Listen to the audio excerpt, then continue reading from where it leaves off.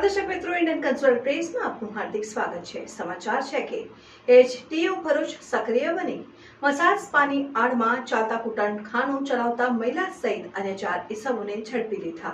ભરૂચ પોલીસની એચટીયુ ટીમ ઘણા મહિના બાદ સક્રિય બની શહેરમાં ચાલતા સ્પા મસાજ સેન્ટર ઉપર દરોડા પાડવામાં સફળ રહી।